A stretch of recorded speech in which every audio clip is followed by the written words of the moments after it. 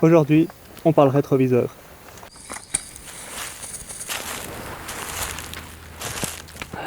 Alors, même pas besoin de te les présenter, tellement ils sont connus. C'est ces fameux rétroviseurs Double Take avec le système des boules Ramont. Mais la vraie question c'est, est-ce que ça vaut la peine de les acheter? Je vais pas tourner autour du pot longtemps. Son plus gros problème, c'est clairement son tarif de salopard. 150 balles la paire. Combien? À ce prix-là, c'est même plus des rétroviseurs que t'achètes, c'est carrément une classe sociale. C'est un peu comme les mecs en GS, quoi. Bon, je te rassure, j'ai une petite astuce que je te donnerai pour les avoir moins chers. Deuxième problème pour moi, c'est la longueur du bras. Il est un tout petit peu court, mais on va pas chipoter, ça passe. Un autre problème au niveau du bras, c'est son poids. Alors là, il est en aluminium, c'est bien, c'est solide et tout, mais alors, qu'est-ce qui pèse le machin? Le même en plastique, mais un plastique costaud comme le rétroviseur, ça fonctionnait aussi. Hein. Et quand tu voudras monter les rétroviseurs sur la moto, là, tu vas vite être confronté à un autre problème. Les boules. Les boules d'origine sont fournies sans pas de vis. Donc, tu les serres fort à la main, mais voilà, t'as pas de force. Sinon, l'autre astuce, tu viens planter le rétroviseur, tu le serres et tu l'utilises comme levier. Mais t'as quand même pas de force de serrage. Donc, lock-it. Un autre souci, tu laisses ta moto dans la rue, un voleur passe par là, moins de 10 secondes, il repart avec. Et entre nous, ça vaut la peine, hein, 150 balles le machin. Après, il existe une solution. Tu peux remplacer ce poulet molleté par une vis de sécurité. Mais je trouve qu'on perd l'intérêt de ce rétroviseur du fait qu'on puisse le régler simplement et sans outils à tout moment. Et ça t'empêche pas le vol. T'as qu'à le dévisser. Ah, tu le dévisses à la boule. Bref, tu les voles aussi vite qu'un autre rétroviseur. Pas de différence. Un autre souci, c'est que ce sont des rétroviseurs censés être solides. Ils sont pas si incassables que ça. Hein. Un gros problème, c'est au niveau de la boule.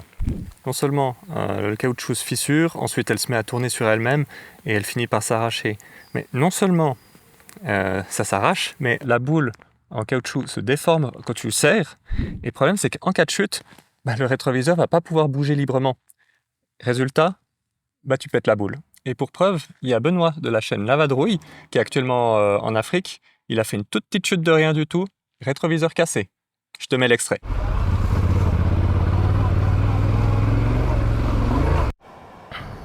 Bon, je suis par terre. Le rétro incassable, je l'ai cassé. Ça, j'ai eu la chance de ne pas me faire mal encore. Mais là, c'est chaud. Quand même, là, 200 km, j'ai vu grand. J'ai vu grand. Les rétros, je trouverais bien un truc en métal comme ça, là. Sinon, les rétros sont bien, mais la boule, là, avec le chaud. Mais d'entrée, dès que je l'ai acheté, c'était la merde. Tu vois, c'est pas très solide. Hein.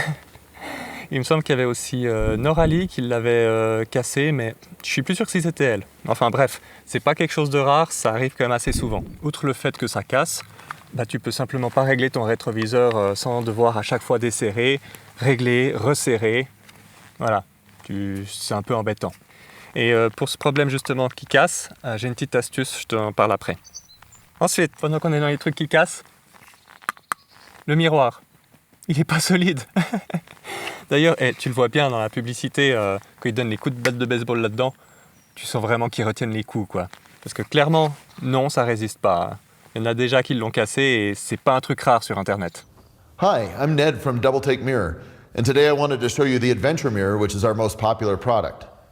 The Adventure Mirror is designed like all our mirrors to be super tough, foldable, and also give you great visibility to the rear.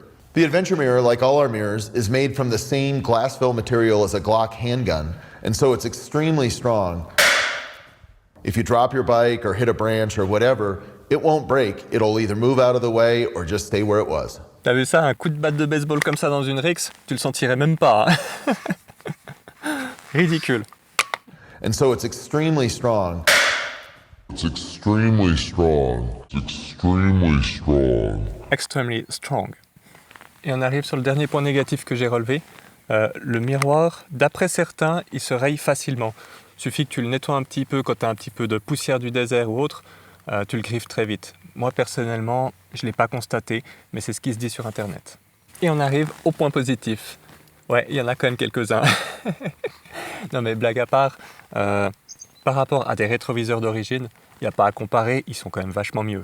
Ne serait-ce juste le côté pratique pour du trail, c'est super. Tu arrives en tout terrain, tu peux les replier, ou si tu venais à te cogner dessus, c'est les rétroviseurs qui vont bouger et ils vont pas te blesser. Si tu as envie de les enlever, 1 minute, tu dévisses, tu les mets dans le sac et c'est réglé. Un bon point, c'est le miroir. Il est vraiment de bonne qualité. On voit super bien dedans, il est assez grand et légèrement bombé, ce qui te permet d'avoir un angle de vue un peu plus grand. Très agréable. Autre gros point positif, en cas de chute, quand tu tombes, c'est le rétroviseur qui bouge et tu vas pas casser tes cocottes. Et un truc que j'aime beaucoup, tu peux acheter toutes les pièces au détail, mais je dis vraiment toutes, même le verre, uniquement le verre du miroir, tu le trouves au détail, au tarif double take. Donc pour conclure les points positifs, oui, ils sont quand même vachement mieux que des rétroviseurs d'origine, ils sont bien plus solides.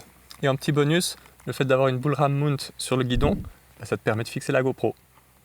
Alors est-ce que ça vaut la peine de les acheter ? En tenant compte du tarif et de la qualité qui est quand même pas incroyable, pas si sûr. Mais c'est là que vient l'astuce. Achète que le miroir. Quand je dis que le miroir, c'est le plastique avec le verre, pas juste le verre. Et une fois que tu as le miroir, tu achètes le reste sur AliExpress.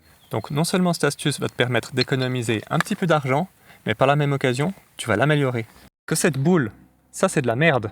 Ce qu'il faut, c'est en acheter une en plastique dur qui va te permettre de serrer fort sans marquer le caoutchouc. Exactement comme là. Par contre, je me recommande, fais attention quand tu commandes aux pas de vis. Des pas de vis, il y en a vraiment de toutes sortes. Généralement, le plus commun, c'est du M10 par 1,25. Après, ça va encore dépendre si c'est un filet à gauche ou un filet à droite. Par exemple, sur ma Yamaha, je sais qu'à gauche, c'est un filet à droite normal, mais à droite, c'est un filet à gauche. Et si tu te demandes pourquoi à droite, tu as un filet à gauche, moi, la seule raison que j'y vois, c'est tout simplement que si tu roules dans la circulation et que tu venais à taper ton rétroviseur, en cas de choc, il va simplement se dévisser au lieu de casser. Donc à propos des filets, le plus courant, je t'ai dit, c'est M10 par 1,25, mais tu as également du M10 par 1,5, je crois que c'est les BMW ont ça, et sinon tu as aussi du M8 par... Quoi qu'il en soit, sur AliExpress, tu as absolument tous les adaptateurs pour tout type de moto, tu trouveras ton bonheur. Après, dans le but de toujours améliorer, personnellement, si je devais racheter ces rétroviseurs, je me tournerais plutôt sur le modèle Enduro. Qu'on se mette d'accord, il est moche. Mais en fait, tout simplement parce qu'il est mieux. Il a le bras qui est très long, ce qui va te permettre de mettre un de ces bras ram mount plus court. L'avantage, c'est que tu les trouves en plastique, du coup tu seras plus léger. Après ça, c'est un choix personnel. Celui-ci est très bien et il est quand même beaucoup plus joli. Mais à choix, je pense que je reprendrai le modèle Enduro. Et un autre avantage du modèle Enduro, il est moins cher. Mais il est un petit peu moche. Alors, est-ce que ça vaut la peine de les acheter ? Si on n'achète que le miroir et on prend le reste sur AliExpress, alors oui, clairement, le prix est bon et la qualité est bonne. Mais vivement que les Chinois en fassent une copie. Allez, ciao !